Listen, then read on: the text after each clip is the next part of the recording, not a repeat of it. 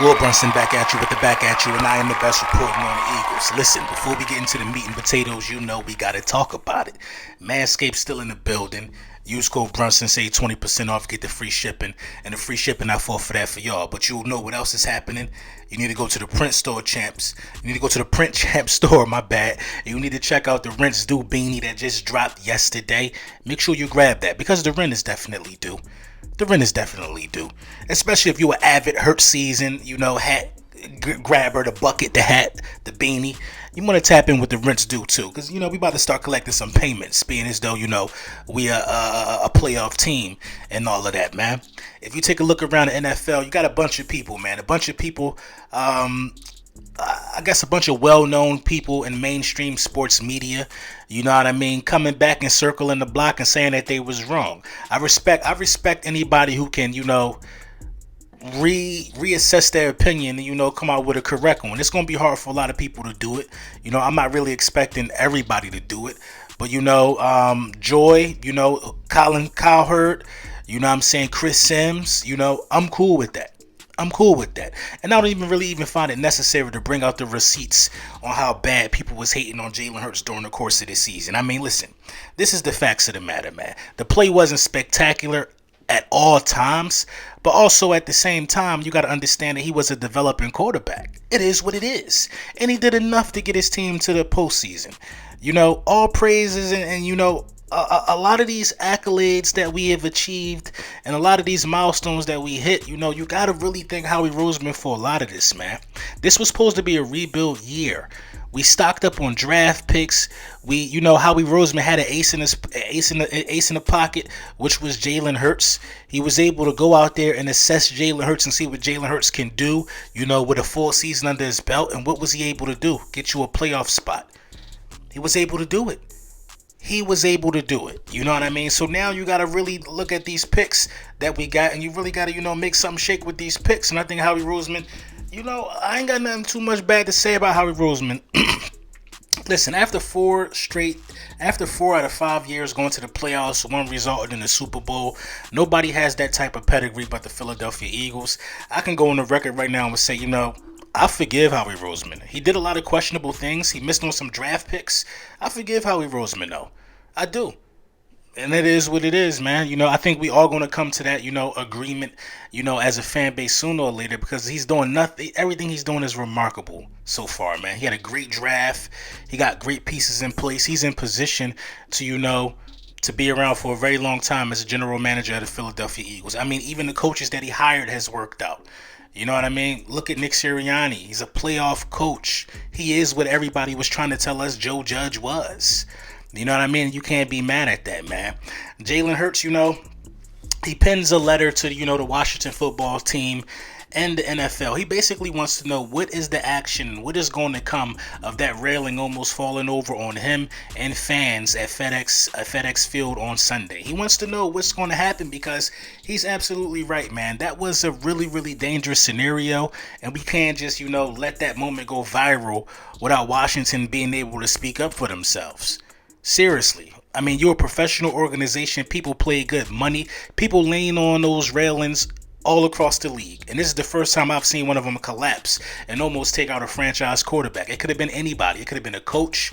It could have been an old Vietnam War vet who just got, praised at halftime walking through when the stadium collapsed on him. It could have been bad if it fell into the wrong person. Imagine if Jalen Hurts, would have broke something in a situation like that, or one of the fans would have been, concussed, couldn't get back up. That was a crazy situation. So yeah, man, and this just further proves, why I like Jalen Hurts. For him still, listen, 99.9% of athletes would have went home to their mansion, hopped in their fly whip, and not even thought about this situation again. It was still on Jalen Hurts' mind to speak up for the fans and for the people who, pay a lot of these guys' salary. A lot of these salaries get paid by, keeping seats in the stands. And Jalen Hurts, he wants action for the people, man. What does he do wrong at this point, in my opinion? I knew he had the intangibles. I knew he was a great leader, but come on, man. Come on. He's fighting for the little people. He's doing everything. Going to the playoffs. I'm just so pleased with the progression of this guy, man. A lot has been asked about should we start guys or should we sit guys? It really doesn't matter what happens next week as far as the Philadelphia Eagles are concerned. We don't have to win this game to get in because all the dominoes fell into place last week, so we can actually chill this week. Now, if it's up to me, I'm going to keep it 100. I'm sitting everybody. Listen, if you got listen, I'm resting my offensive line. I'm resting my defensive line. The only starter that I would give consideration to starting is Devontae Smith, because Devontae Smith is close to breaking Deshaun Jackson's rookie single season yardage record. He's close to doing it. You know what I mean? You got to afford him that opportunity. So, yeah, I'm starting Devontae Smith for at least a half. Then I'm pulling him. You know what I mean? I get him some easy, cheap targets early. Then I pull him. And I just get prepared for Minshew mania. Or how everybody was trying to troll me when Minshew beat the Jets. Everybody, let's stay with Minshew. It's Minshew season. No, it's Minshew week. It's Minshew week. It's Minshew week. You know what I mean? I'm fine with Minshew week because we know who's starting for the playoffs. Jalen Hurts. I'm fine with Minshew week. You know what I mean? Let Minshew continue to go out there and put out some good tape. You know what I'm saying? And let that be that, man. Let him go out there and put out some good tape.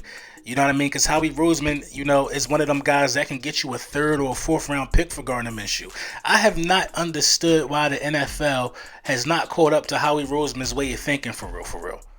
Who did the Vikings? And the Vikings needed to beat the Packers.